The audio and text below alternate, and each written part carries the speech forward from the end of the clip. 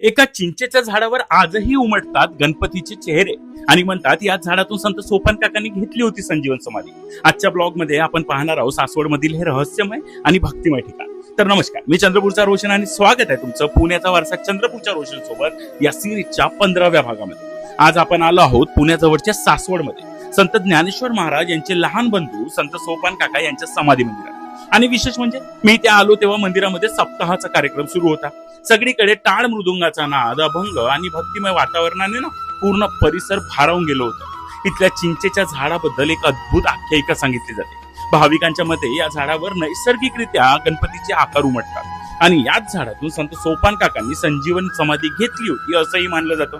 मंदिरात प्रवेश करताच दिसतात सुंदर लाकडी कोरीव खांब, चांदीने मडलेली समाधी आणि शांत नदी काठचं अप्रतिम वातावरण. खरंच इथे आल्यावर ना मनाला वेगळी शांतता मिळतं.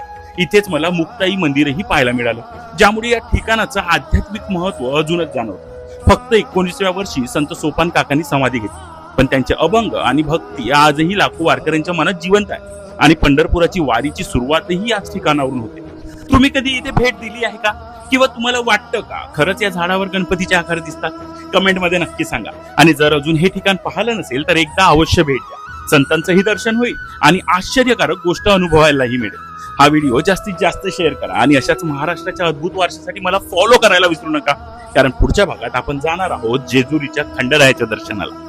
तर भेटूया पुढच्या व्हिडिओमध्ये. तोपर्यंत बाय.